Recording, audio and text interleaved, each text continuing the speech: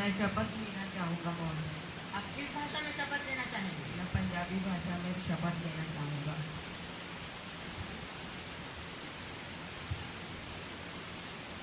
मैं एकमदीप सिंह युवा संसद ਦੇ ਹੇਠਲੇ ਸਦਨ ਦਾ ਮੈਂਬਰ ਚੁਣਨ ਜਾਣ ਤੋਂ ਬਾਅਦ परमात्मा ਦੇ ਨਾਮ ਤੇ ਸਹੁੰ ਖਾਂਦਾ ਹਾਂ ਕਿ ਮੈਂ ਕਾਨੂੰਨ ਦੁਆਰਾ ਸਥਾਪਿਤ ਕੀਤੇ ਗਏ ਭਾਰਤ ਦੇ ਸੰਵਿਧਾਨ ਪ੍ਰਤੀ ਸੱਚਾ ਵਿਸ਼ਵਾਸ ਅਤੇ ਵਫਾਦਾਰੀ ਰੱਖੂੰਗਾ कि मैं प्रभु सत्ता कायम रखूँगा। भारतीय अखंडता देश स्पर्धि से मैं दाखिल होने वाला हाँ, मैं वफादारी नाल निभाऊँगा। धन्यवाद।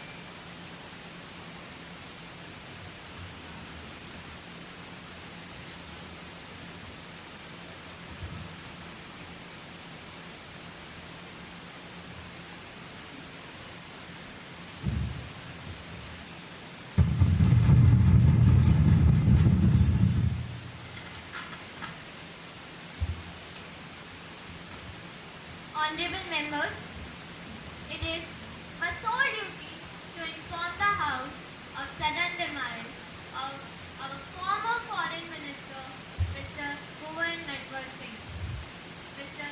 Bhuvan Natwar Singh, IFS, was an Indian diplomat and politician. He was India's ambassador to Pakistan during a critical period of relations between the two countries. He had an important influence in guiding India's foreign policy, which went far beyond the formal positions he held. So, on the behalf of the House, I would like to extend my heartfelt condolences to the grieved family. माननीय अध्यक्ष महोदया एवं सदस्यगण, हमारे पूर्व विदेश मंत्री कुंवर नटवर सिंह ने शनिवार 10 अगस्त देर रात अंतिम सांस ली। कुंवर नटवर सिंह के निधन की खबर मिलते ही पूरे भरतपुर में शोक की लहर दौड़ गई है। कुंवर नटवर सिंह का राजनीतिक करियर काफी उतार चढ़ाव से भरा रहा। कुंवर नटवर सिंह 1953 में भारतीय विदेश सेवा के लिए चुने गए थे। कुंवर जी ने 31 साल तक विदेश सेवा में काम किया। उन्हें विदेश नीति एवं अंतर्राष्ट्रीय संबंधों का विशेषज्ञ माना जाता था।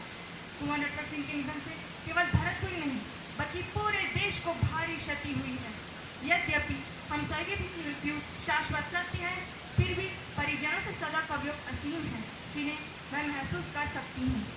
अदृश्य रूप में उनकी उपस्थिति निश्चय हम सबको सांत्वना देती रहेगी, ऐसा मेरा अटल विश्वास है। असहनीय दुख की इस घड़ी में शोकाकुल परिवार को पीड़ा सहने की शक्ति प्रदान करे, मैं ईश्वर से यही प्रार्थना करती हूँ।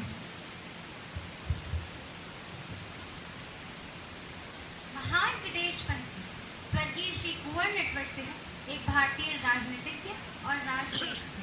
उन्होंने मई 2004 से दिसंबर 2005 तक विदेश मंत्री के रूप में अपना कार्यभार संभाला। आज पूरा सदन उनकी अनुपस्थिति से बहुत आहत है, परंतु मृत्यु सत्य है और शरीर नश्वर है, यह जानते हुए भी अपनों को खोने का दुख होता है। मैं ईश्वर से यह प्रार्थना करती हूँ कि दिवंगत आत्मा को मोक्ष और शांति प्रदान करें।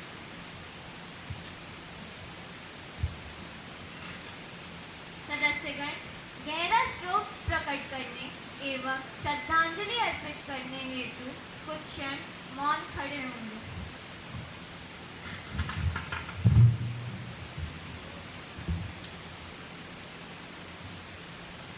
ओम शांति शांति शांति।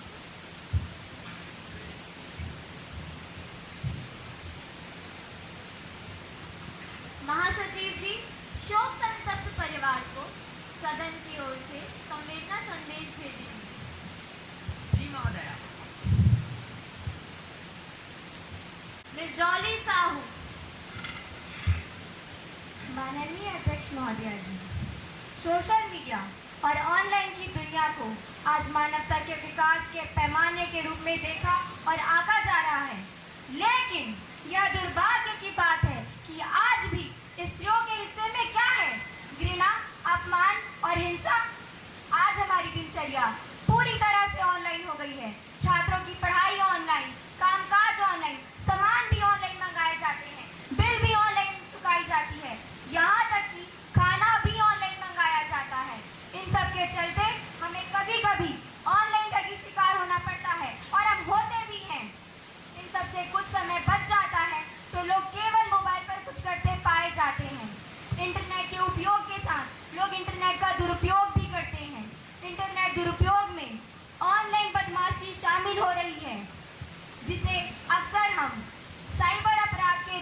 जानते हैं। यह तब होता है जब किसी बच्चे को ऑनलाइन डराया, धमकाया, परेशान, अपमानित या लक्षित किया जाता है। हमारे भारत देश की कुल आबादी 141 करोड़ है। ध्यान दें, हमारे भारत देश की कुल आबादी 141 करोड़ है, जिसमें से लगभग 50 करोड़ लोग इंटरनेट का उपयोग करते हैं, जिसमें से अधिकांश युवा ही हैं, जो कि युवा वर्ग को पथभ्रमित करता है। फेसबुक एवं अन्य सोशल मीडिया में महिलाओं को ट्रोल किया जाता है।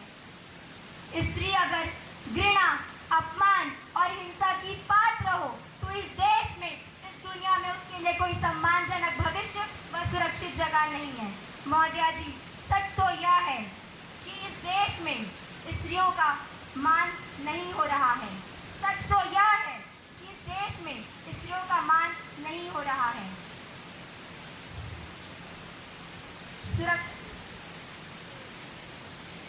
खासकर फेसबुक और ट्विटर पर बेहद गलीज भाषा में हमला बोला जाता है।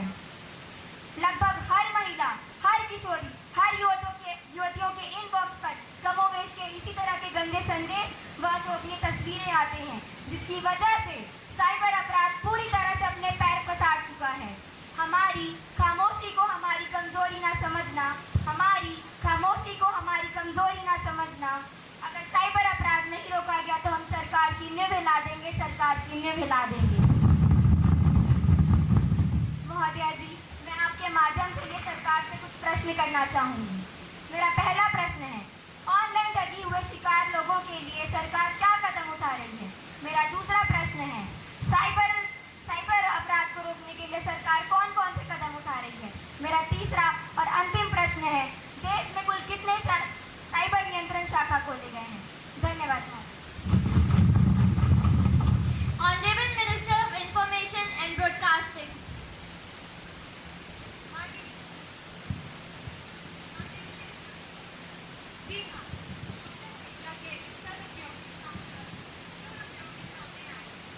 सोशल मीडिया पर कुछ लोग जानबूझकर भड़काऊ संदेश और वीडियो के जिससे लोगों की मानसिकता पर काफी गलत प्रभाव पड़ता है। किंतु युवा पीढ़ी को राजनीति के लोहे से प्रेरणा लेनी चाहिए, जो रही उत्तम का फैसला कर पुस्तक चंदन विश्वापत नहीं लिपटे रह सोशल मीडिया हमें बहुत सारी जानकारियां प्रदान करती है, जिनमें से कुछ जानकारियां सही नहीं हैं। हमें हंस की भांति की गलत जानकारियों को नकारते हुए केवल सत्य जानकारियों को ग्रहण करना चाहिए। साइबर लॉ के अंतर्गत सोशल मीडिया प्लेटफॉर्म पर बढ़ते अपराध रोकने के लिए हमारी सरकार बेहद ही संवेदनशील। यदि कोई नागरिक साइबर क्राइम करता है तो वह इसकी शिकायत www.government.portal पर दर्ज करा सकते हैं। साथ ही गृह मंत्रालय द्वारा जारी हेल्पलाइन नंबर 1930 पर कॉल करके भी आप इसकी शिकायत दर्ज करा सकते हैं। इसके लिए साइबर सिक्योरिटी सेल और एंटी बुलिंग टास्क फोर्स का गठन किया गया है, जो अपना काम पूरी ईमानदारी से करेगा, जिससे काफी अपराधी पकड़े जा रहे हैं। हमारे देश में कुल 202, जी हाँ 202 साइबर सेल खुले हैं और आगे चलकर भविष्य में 500 से ज्यादा साइबर सेल और एंटी बुलिंग टास्क फोर्स देश के हर जिले में खोलने के प्रयास है, जिसके लिए 50 करोड़, जी हाँ 50 करोड़ रुपयों की राशि का प्रावधान किया गया है। साथ ही आईपीसी की धारा 66 के अंतर्गत सजा का भी प्रावधान किया है। धन्यवाद महोदया। Question number 102, Mr. Shlok Dubey. Honorable Speaker Madam, India is a fast growing country. It is no longer a place ruled and dominated by the fraudsters. It is being claimed by our Honorable Prime Minister that India will emerge as third largest economy in the world in next few years. And I think rational direct investments is necessary for this.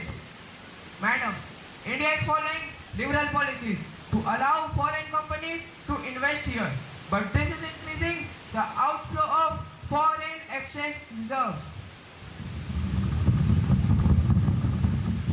Therefore, I have presented myself before the government with some questions. First, what is the government's intentions to transform a developing economy like India into a developed economy? Second, are Indian companies allowed to invest abroad so as to increase foreign exchange reserve? Third, government should inform the House about FDI inflow. Thank you, ma'am. Honorable Foreign Minister, Honorable Speaker, Madam, we all are aware. I would like to commend the opposition for raising such a significant question. They have quoted that our Prime Minister had announced that India is going to become the third largest economy in the coming year. This statement holds true. Not only this, Honorable Speaker, Madam, we are optimistic that by 2047, India will become a developed nation with no room for corruption, casteism and communalism. While most of the advanced economies are facing economic recession and high inflation, India, on the other hand, has acknowledged being the fastest large growing economy with low inflation rate. India is going through various reforms related to education, economy and whatnot. Since India is the home to more than 100 unicorns, its ease of business and Make in India project is providing dimension to the citizens to access small-scale business. Moreover, they are free to promote their business outside the country. India's $3.39 trillion GDP had overtook that of UK in the fiscal year, making it fifth largest economy in the world behind US, China, Japan and Germany. According to UNCTAD's World Investment Report, FDI inflow into India has increased by 10%, which is significant in world ranking. The highest growth was in South Asia. According to the report, India holds 8th rank. Hence, adding 4th D, development, into 3 Ds of democracy, demography and diversity, India will create foundation for growth and that will be remembered for the next 1,000 years. Thank you, ma'am. question number 103, Ms. Samriddhi Bansod. आदरणीय सभापति महोदय, कहा जाता है कि नर और नारी दोनों एक ही गाड़ी के दो पहिए हैं और विकास के पथ पर बढ़ते रहने के लिए इन दोनों ही पदों का समान रूप से योगदान महत्वपूर्ण है। परंतु ये बातें सिर्फ कहने और सुनने में ही अच्छी लगती है कि नारी सशक्तिकरण हो रहा है, परंतु वास्तविकता इससे अभी भी कोसों दूर है। भारतवर्ष की लिंगानुपास्थिति दिन प्रतिदिन भयावह होती जा रही है। लोग लक्ष्मी, सरस्वती, दुर्गा की आराधना करते हैं, परंतु वास्तविक दुर्गा लक्ष्मी को गर्भ में ही दफन कर दिया जाता है। उन्हें कफन तक नसीब नहीं होती है। कन्या भ्रूण हत्या एक आम समस्या बन गई है। लोग इसके इतने आदी हो गए हैं कि उन्हें जरा भी महसूस नहीं होता कि वह एक जघन्य पाप कर रहे हैं। पुत्र मोह की लालसा में यह पाप हर दिन, हर जगह, हर पल हो रहा है और सरकार अभी भी इसकी घोर निंदा में है। इसके साथ ही स्त्रियों के साथ नित्य हिंसा और बलात्कार तो जैसे एक आम बात बन गई है। इस घिनौने अक्षम्य अपराध करने वालों को कभी नाबालिग के नाम पर तो कभी अपर्याप्त सबूतों के अभावों के नाम पर छोड़ दिया जाता है और वह अपराध पुनः करता है। हिंसा और बलात्कार पीड़ितों को डराया जाता है, धमकाया जाता है, मुकदमा वापस लेने के लिए धन का प्रयोग भी लिया जाता है। कभी कहीं उनके ऊपर एसिड हमले तो कभी कहीं उन्हें सरेआम मार दिया जाता है।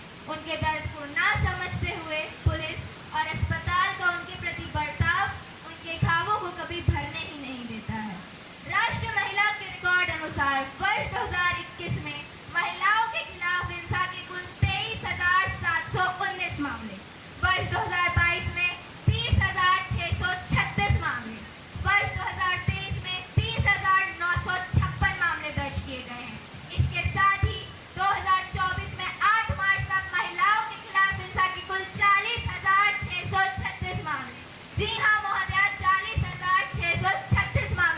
किए गए हैं। मैं नारी शक्ति से आग्रह करना चाहूंगी कि सरकार की अग्रमण्यता एवं असंवेदनशील कार्यशैली को ध्यान में रखते हुए आत्मरक्षा करना सीखें। सरकार भरोसे बैठी नारियों से मैं बस इतना ही कहना चाहूंगी कि सुनो द्रौपदी, शस्त्र उठा लो, अब गोविंद आएंगे, छोड़ो मेहंदी, खड़क संभालो, खुद ही अपना चीर बचा लो, युद्ध बिछाए बैठे शकुनी, मस्तक सब बिक जाएंगे, सुनो द्रौपदी, शस्त्र उठा लो, अब गोविंद आएंगे, अब गोविंद आएंगे। मैं सरकार से पूछना चाहूंगी कि सरकार नारी सुरक्षा की दिशा में क्या कदम उठा रही है। धन्यवाद महोदया। Honorable Women and Child Welfare Minister. प्यारी होती है, बेटियां सबकी प्यारी होती है, चाहे वो तुम्हारी हो या हमारी। वहशी दरिंदों को मृत्युदंड मिलना ही चाहिए, चाहे वो विपक्षी हो या सत्ताधारी, चाहे वो विपक्षी हो या सत्ताधारी। बेबुनियाद बातें, झूठ और आडंबर के सागर में डुबकी लगाने वाले विपक्षी साथी सदन में खिसियाने बिल्ली खंबा नोचे कहावत को चरितार्थ कर रहे हैं। जो हमें विपक्षी साथी प्रस्तुत कर रहे हैं उनकी सच्चाई तो कुछ और ही है। हमारी सरकार संवेदनशील है। महिलाओं और बालिकाओं की सुरक्षा के लिए सभी बसों में GPS यानी ग्लोबल पोजिशनिंग सिस्टम लगाए जा रहे हैं। GPS एक ऐसा उपकरण है जिसे अगर गाड़ी में फिट कर दिया जाए तो एक निर्धारित वक्त पर गाड़ी की लोकेशन का पता लगाया जा सकता है, जिससे आपराधिक मामलों पर अंकुश लगेगा। कहाँ से अंकुश लगेगा? मंत्री महोदय, हर चौराहे खड़ा दुर्योधन चीर हरण पर नहीं विराम, हर चौराहे खड़ा दुर्योधन चीर हरण पर नहीं विराम, वैसी दरिंदे घूम रहे, बंद कर दुशासन खुलेआम, बंद कर दुशासन खुलेआम। Honorable member, do wait for your turn. Kindly maintain the decorum of the house, please. Sorry, madam. यात्री बसों में महिलाओं एवं विद्यार्थियों की सुरक्षा के माध्यम से गाड़ियों की ट्रैकिंग की जाएगी। असुरक्षा की स्थिति में पैनिक बटन दबाते ही पुलिस विभाग 112 को सूचना दी जाएगी और असुरक्षा की स्थिति में पैनिक बटन दबाते ही पुलिस को सूचना दी जाएगी और पुलिस द्वारा तत्काल सहायता उपलब्ध कराई जाएगी। हमारी सरकार बेटियों की सुरक्षा के लिए कटिबद्ध है। धन्यवाद महोदया। Question number 104, Ms. Anshika Pandey. Honorable Speaker Madam, we all are aware about the fact that our nation has witnessed frequent outside interference and bordering territories have become a threat. Honorable Defense Minister. Honorable Speaker Madam, through you, I want to assure the House that our government is totally committed to protect our nation. We are bound to our political commitments. We are aware about the global threats as well as internal threats, and we are working over it strategically. India's Defense Ministry has approved the procurement of 31st US-made armed MQ-9B Sea Guardian drones worth $3 billion. Not only this, madam, Indian Army is also showcasing indigenous equipment. Anjali, the third anti-submarine shallow watercraft ship, which is a part of larger INS Kadamba Naval Base.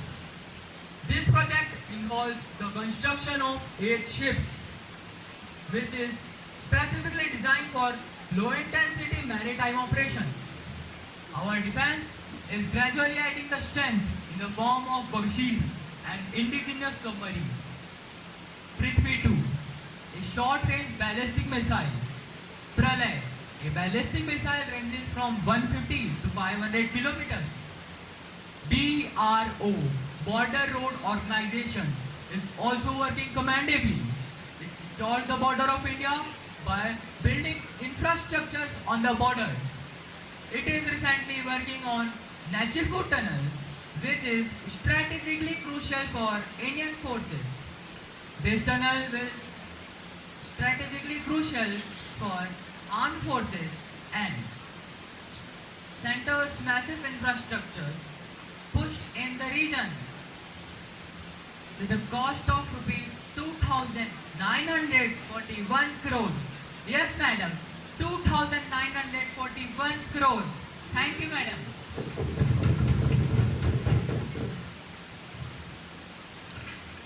Question number 103, Ms. Janvi Lonare. कि वो जिनके हाथ में हर वक्त छाले रहते हैं, कि वो जिनके हाथ में हर वक्त छाले रहते हैं, आबाद उन्हीं के दम पर महल वाले रहते हैं, महल वाले रहते हैं। सरकार में प्रधानमंत्री, वित्त मंत्री और गृह मंत्री जैसे तीन अर्थशास्त्रियों के होने के बावजूद भी सरकार इस समस्या का हल निकालने में क्यों विफल साबित हो रही है? प्रधानमंत्री और वित्त मंत्री समय समय पर अगले कुछ महीनों में महंगाई घटाने के आश्वासन देने के अलावा कुछ नहीं कर रहे हैं। सरकार को अब लोगों के धैर्य की परीक्षा नहीं लेनी चाहिए। महंगाई को लेकर लोग रो रहे हैं और सरकार सो रही है। Please maintain the decorum. माननीय अध्यक्ष महोदया, मैं माननीय वित्त मंत्री को इन आंकड़ों से अवगत कराना चाहूंगी। 2018 में 4%, 2019 में 5%, 2020 में 3%, 2021 में 5.5%, 2022 में 5.72% और 2023 में 6.52%। जी हाँ, 2023 में 6.52%। इस तरह महंगाई में निरंतर बढ़ोतरी देखी जा रही है। मेरे सरकार से कुछ प्रश्न है। मेरा सरकार से पहला प्रश्न है कि बढ़ती महंगाई के लिए सरकार ने क्या कदम उठाए हैं? मेरा सरकार से दूसरा प्रश्न है कि महंगाई की समस्या का हल सरकार कैसे निकालेगी? मेरा सरकार से तीसरा और अंतिम प्रश्न है कि बेरोजगारी की समस्या का निवारण सरकार कैसे करेगी? धन्यवाद महोदय। Honorable Finance Minister. महोदया, केंद्र सरकार महंगाई रोकने के लिए पूरी तरह से प्रयासरत है और इसके लिए बजट 2024 में आवश्यक कदम उठाए गए हैं। इस साल के आम बजट में विकसित भारत रोड मैप के तहत 9 प्राथमिकताएं तय की गई है। ये है कृषि में उत्पादकता, रोजगार व कौशल प्रशिक्षण, मानव संसाधन विकास व सामाजिक न्याय, ऊर्जा सुरक्षा, शहरी विकास, manufacturing and service sector, infrastructure innovation, शोध व विकास को शामिल किया गया है। MSME को बढ़ावा देने के लिए कच्चे माल पर आयात शुल्क घटाने का फैसला लिया गया है। महंगाई से परेशान जनता को केंद्र सरकार ने राहत दी है और साथ ही उज्ज्वला योजना के अंतर्गत घरेलू रसोई गैस सिलेंडर पर 500 रुपए की सब्सिडी की घोषणा की है। इनकी सब्सिडी तो ऊँट के मुंह में जीरा साबित हो रही है। कृपया सार्वजनिक गरिमा बनाए रखें। वित्त मंत्री जी, आप अपना कथन जारी रखें। धन्यवाद महोदया। हाल में ही 10 करोड़ उज्ज्वला के गैस कनेक्शन पूरे हुए हैं। केंद्र सरकार बेरोजगारी कम करने के लिए प्रमुख योजनाओं पर काम कर रही है। पहला, ग्रामीण क्षेत्र में मनरेगा के लिए 86,000 करोड़ रुपए का प्रावधान रखा गया है। दूसरा, प्रधानमंत्री आवास योजना के तहत देश में कुल 3 करोड़ नए आवास बनाने का लक्ष्य रखा गया है। तीसरा, 63,000 करोड़ रुपए भारी भरकम व्यय करके 1 करोड़, जी हाँ 1 करोड़ युवाओं को इंटर्नशिप की सुविधा उपलब्ध कराने का लक्ष्य रखा गया है। आज लगभग 10 करोड़ महिलाएं स्वयं सहायता समूह में जुड़ चुकी हैं। इन समूहों को 8 लाख करोड़ बैंक लोन और 40,000 करोड़ आर्थिक सहायता दी गई है। अंत में मैं यही कहना चाहूँगी कि सरकार का प्रयास है कि जन कल्याणकारी योजनाओं को समाज के अंतिम व्यक्ति तक पहुँचाए ताकि कोई भी लाभार्थी वंचित ना रहे। इसके लिए 15 नवंबर 2023 से विकसित भारत संकल्प यात्रा चल रही है और अभी तक इस यात्रा में कुल 19 करोड़ देशवासी जुड़ चुके हैं। हमारी सरकार की महत्वाकांक्षी योजना से हर गरीब का घर रोशन हुआ है। जला है इतनी बुलंदियों पर चिराग, जला है इतनी बुलंदियों पर चिराग कि हर गरीब के घर पहुंच रही है रोशनी, कि हर गरीब के घर पहुंच रही है रोशनी। धन्यवाद। Now the question hour ends. Paper will be laid down. महासचिव युवा संसद की राज्यसभा से प्राप्त संदेश को पढ़ेंगे।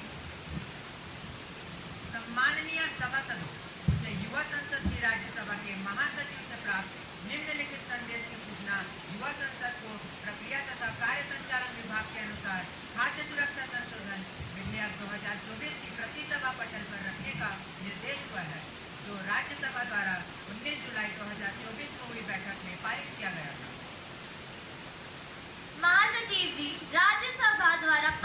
किए गए विधेयक की प्रति सभा पटल पर रखेंगे।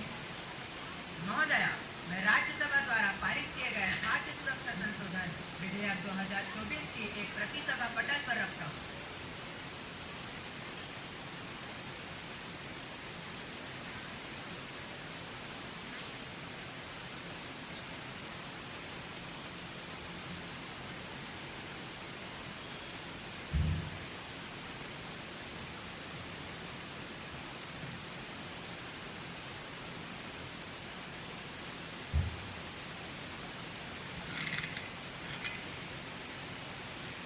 Honorable members, I have to make an announcement on my own behalf and on behalf of the House. I have great pleasure in extending a warm welcome to His Excellency Mr. Kevin McCarthy, Speaker of the USA Parliament,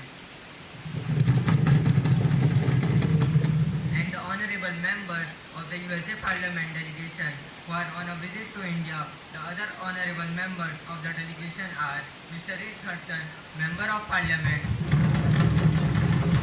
Ms. Adams Elma, Member of Parliament, Ms. Gary Palmer, Member of Parliament. It is a very high-powered delegation who reached Delhi on Friday 14th August 2024. They are now seated in special box. We them a happy and fruitful stay in our country.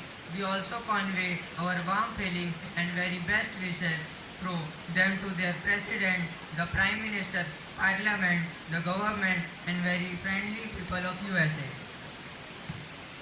अब हम ध्यान आकर्षण प्रस्ताव पर चर्चा करेंगे। Miss सुयसी जोहरी। चारों तरफ आंसुओं की बारिश नजर आती है, चारों तरफ आंसुओं की बारिश नजर आती है, माँ बाप की बेबसी और लाचारी नजर आती है। शिक्षा व्यवस्था सरकार के लिए कारोबार हुई, देश के भविष्य में बेरोजगारी नजर आती है, देश के भविष्य में बेरोजगारी नजर आती है। माननीय महोदय, देश का एक एक छात्र सरकार से पूछना चाहता है कि शिक्षा और परीक्षा में हो रही गड़बड़ियों के जिम्मेदार कौन है और कब तक इस देश के युवाओं को इसकी सजा भुगतनी पड़ेगी। महोदय, देश के लाखों छात्र नीट की परीक्षा के लिए अपना कीमती समय बिताते हैं और दिन रात मेहनत करते हैं, परंतु पेपर लीक की वजह से सरकार में भ्रष्टाचार की जड़ें दिखाई दे रही हैं। बच्चों के भविष्य के साथ खिलवाड़ कर उनके माँ बाप के खून पसीने की मेहनत पर पानी फेरने का हक किसी को भी नहीं है। बच्चों के परिवारों ने उन्हें भावनात्मक एवं आर्थिक रूप से बहुत सहायता की है, परंतु घोर निद्रा में लीन सरकार हाथ पर हाथ धरकर बैठी है। औसत के दर्जे से देखा जाए तो 23 से 24 लाख बच्चे हर साल परीक्षा देते हैं। कभी नीट, कभी व्यापम, तो कभी पुलिस, चाहे कोई भी परीक्षा हो, अब पेपर लीक आम बात बन गई है। लगता है परीक्षाएं सरकार के लिए कारोबार बन चुकी हैं। पिछले 7 सालों में 70 बार पेपर लीक, पिछले 5 सालों में 40 से अधिक बार पेपर लीक। क्या केंद्र सरकार का 2047 का सपना ऐसे पूरा होगा? कैसे बनेगा हमारा देश विश्वगुरु? लापरवाह सरकार, भ्रष्ट अधिकारी, नकल माफिया और निजी प्रिंटिंग प्रेसों के गठबंधनों को खत्म कर उन पे सख्त से सख्त कानून बनाना चाहिए। आजाद तो हमारा देश 1947 में हो गया था, परंतु ऐसी भ्रष्ट सोच, भ्रष्ट अधिकारियों की वजह से हम बवाल हुई। भ्रष्टाचार की दहलीज पार कर बैठे हैं आप, भ्रष्टाचार की दहलीज पार कर बैठे हैं आप। सबका साथ, सबका विकास, अब इस देश के लिए कल की बात हुई, अब इस देश के लिए कल की बात हुई। अंत में मैं सरकार से कुछ प्रश्न पूछना चाहूंगी कि शिक्षा व्यवस्था और पेपर लीक जैसे संगीन मामलों को सुधारने के लिए सरकार क्या कार्रवाई कर रही है और केंद्रीय स्तर पर पेपर लीक से बचाव की कितनी गारंटी है।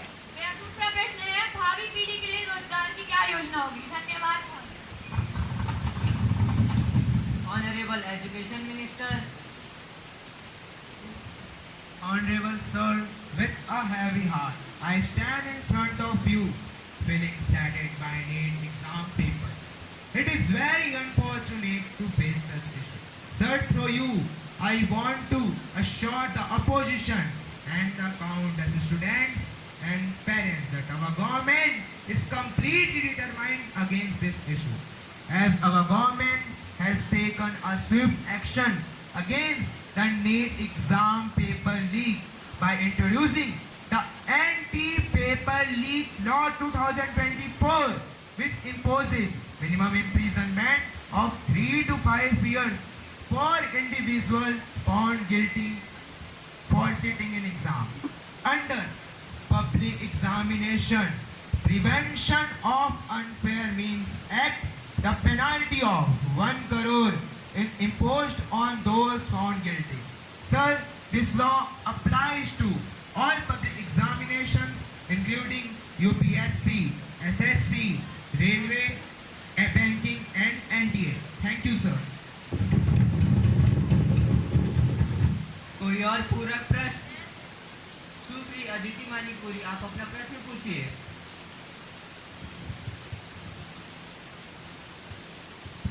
माननीय उपाध्यक्ष महोदय, मैं आपके माध्यम से हमारी सरकार से यह पूछना चाहती हूँ कि नीट यूजी 2024 परीक्षा में कुल 23 लाख से अधिक छात्र शामिल हुए थे। पेपर लीक कांड में हमारी सरकार की किरकिरी हुई है, इसलिए भविष्य में ऐसी गलती ना दोहराई जाए। अतः नीट के बारे में हमारी सरकार की क्या योजनाएं हैं? धन्यवाद महोदय। Education minister mister Siddhivinayak Sinha. माननीय महोदय, मैं आपके माध्यम सदन को अवगत कराना चाहता हूँ। 23 जुलाई को भारत के सर्वोच्च न्यायालय ने फैसला सुनाया कि कुछ परिस्थितियों को छोड़कर समग्र प्रणालीगत विफलता के कोई संकेत नहीं थे। न्यायालय ने नीट यूजी 2024 के किसी भी बड़े पैमाने पर लीक होने से इनकार किया और फैसला सुनाया कि पुनः कोई परीक्षा नहीं होगी क्योंकि व्यापक मुद्दों की कोई भी विश्वसनीय रिपोर्ट नहीं थी। धन्यवाद महोदय। मिस भूमिका साहू। कि दर्द की हद से गुजारे तो सभी जाएंगे, कि दर्द की हद से गुजारे तो सभी जाएंगे, तैरे या डूबे किनारे तो सभी जाएंगे। कोई कितनी ही बुलंदी पर चला जाए मगर जमीन पर उतारे तो सभी जाएंगे। जिस शब्द के इर्द गिर्द एक भाषण बुना गया था वो था अमृतकाल। मंत्रियों की तो मजबूरियां होती है सरकार की तारीफ करना। छात्र नौकरी मांगने पर लाठियां खा रहे हैं और देश में बताया जा रहा है कि अमृतकाल आया है। कभी मेरा मन करता है कि मणिपुर में निर्वस्त्र कर घुमाई गई उन बेटियों से पूछूं कि अमृतकाल आया कि नहीं। हमारे देश के लिए ओलंपिक पदक लाने वाली बेटियों को जंतर मंतर पर घसीटी गई, उनसे पूछो कि अमृतकाल आया कि नहीं। हाल ही में कोलकाता की दुखद घटना के बाद उस डॉक्टर बनने जा रही बेटी को स्वर्ग में संदेश भेजो और पूछो कि तुमको अमृतकाल दिखाई दे रहा है या नहीं। धन्यवाद। Home minister miss angel Tiwari. Respected Deputy Speaker, sir, we understand your concern and acknowledge that there are many challenges in the country. We are committed to solve them. Amritkal means the starting of new era with the scope of improvement in achievements. We understand the problems of the students and working to solve them. We have started many schemes to provide employment opportunities in the form of Make in India, Startup India, Skill India, Pradhan Mantri Mudra Yojana and Atmanirbhar Bharat Rozgar Yojana. We take violence against women and Dalits seriously and we are working to take action in such cases. We have made many laws to protect the rights of women and Dalits. We understand that there is a room for improvement in our policies and we are ready to listen all the suggestions as it is being rightly said in Bhagavad Gita. Be patient. Sometimes you have to go through the worst to get best in your life. Understanding all the challenges, our government is ready to accept all the criticism just as Lord Shiva accepted poison to distribute Amrit among all. We believe that together we can make the country better and realize the dream of Amritkal. This is all from our side. Thank you, Deputy Speaker, sir. Miss Kritika Kaushik. महोदय, गरीब और मध्यवर्गीय परिवार के बच्चे doctor और engineer बनने के सपने लिए कोटा जाते हैं। परिवार के सदस्य अपने नौनिहालों की सफलता के लिए बच्चों को पढ़ाई के लिए भेजते हैं और कोचिंग संस्कृति की मकड़जाल में फंस जाते हैं। उसके बाद भी लगभग 10%, जी हाँ महोदय, लगभग 10% बच्चे घातक कदम उठा रहे हैं। अवसाद में आकर बच्चे आत्महत्या करने पर मजबूर हो रहे हैं। अतः महोदय, मेरा सरकार से प्रश्न है कि कोटा के विद्यार्थियों के लिए आत्महत्या रोकने के लिए सरकार के पास कौन-कौन सी योजनाएं हैं? धन्यवाद महोदय। Mister Gaurav Banjare. Honorable Speaker, sir, our government is highly concerned about the mental health of our future generation. Observing increasing suicide rate in coaching hubs like Kota, our state government has already issued SOP to ensure proper execution of norms. The government has also recommended the practice of ease mental pressure on students, including facial recognition, to prevent faking attendance, mandatory weekly holiday, and no holding of an exam after a holiday, and a code of conduct for faculty and hostel, and lot more. So these guidelines are not just rules; they are the commitment to our students' future. Thank you, sir. Miss भूमिका साहू। 4 करोड़, जी हाँ महोदय, 22.4 करोड़ लोग भूख के शिकार हुए थे एक व्यक्ति के 2 वक्त के भोजन के आधार पर, जो लगभग 600 ग्राम होता है। गणना करें तो एक साल अर्थात 365 दिन का 200 किलोग्राम प्रतिवर्ष होता है और एक ताजा रिपोर्ट के आधार पर प्रति व्यक्ति औसतन सालाना 94 किलोग्राम, जी हाँ 94 किलोग्राम भोजन की बर्बादी करता है, जो 1/3 है। भोजन की बर्बादी रोककर भूखे और जरूरतमंद लोगों की भूख मिटाई जा सकती है। महोदय, हम सरकार से जानना चाहते हैं कि गरीबों के हित में खाद्यान्न समस्या को लेकर सरकार कितनी जागरूक है और कौन कौन से कदम उठा रही है। धन्यवाद महोदय। मिस प्रिया साहू। माननीय महोदय, मेरे विपक्षी साथी गरीबी एवं भूखमरी जैसे वैश्विक मुद्दे उठाकर राजनीतिक रोटियां सेकने का प्रयास कर रही हैं। महोदय, मैं आपके माध्यम से सदन को बताना चाहूंगी कि बर्बादी रुके तो भूखमरी घटे ना। भोजन एवं खाद्यान्न की बर्बादी के कारण अर्थव्यवस्था पर भी सब भीषण असर पड़ता है। हमारी सरकार की प्रमुख कार्यक्रम भूखमरी से निपटने के लिए जैसे ईट राइट इंडिया मूवमेंट, पोषण अभियान, प्रधानमंत्री मातृ वंदन योजना, प्रधानमंत्री गरीब कल्याण अन्न योजना आदि भी कार्यान्वित किए जा रहे हैं। महोदय, साथ ही राष्ट्रीय खाद्य सुरक्षा अधिनियम 2013 के अंतर्गत भारत की कुल 1.4 खरब आबादी के लगभग 2/3, जी हाँ लगभग 2/3 लोगों को कम दाम पर अनाज प्रदान करने का प्रावधान है। अंत में मैं जनता से इतना ही अपील करना चाहूंगी कि उतना हीले थाली में व्यर्थ न जाए नाली में, बचा हुआ साफ भोजन दे आए गरीबों की थाली में, दे आए गरीबों की थाली में। धन्यवाद महोदय। मिस्टर तरुण डटसेना। माननीय उपाध्यक्ष महोदय, मैं आपके माध्यम से सरकार से ये पूछना चाहता हूँ कि स्वच्छता के नाम पर न जाने कितने अरबों रुपए पानी की तरह बहाए गए और सरकारी खजाने को चूना लगाया गया। सरकार इस पर क्या कदम उठा रही है? धन्यवाद महोदय। Health minister miss Aditi Sahu. माननीय उपाध्यक्ष महोदय, मैं सदन को बताना चाहती हूँ कि स्वच्छता का अर्थ है साफ सुथरा परिवेश। जैसा कि हम सभी जानते हैं, हमारी सरकार ने 2 अक्टूबर 2014 को स्वच्छता अभियान शुरू किया था। गंदगी का ना आलम हो, गंदगी का ना आलम हो, स्वच्छ रहे अपना परिवेश, सबको मिले निरोगी काया और स्वस्थ रहे यह भारत देश, स्वस्थ रहे यह भारत देश। महोदय, स्वच्छता का अर्थ है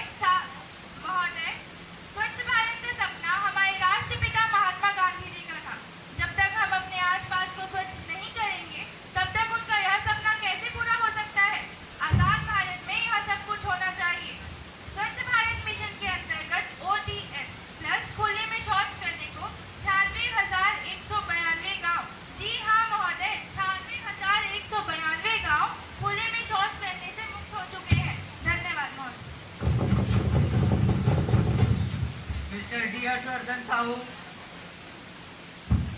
माननीय उपाध्यक्ष महोदय एवं सदस्यगण, आपके माध्यम से मैं खेल मंत्री और उनके मंत्रालय से प्रश्न पूछना चाहता हूँ।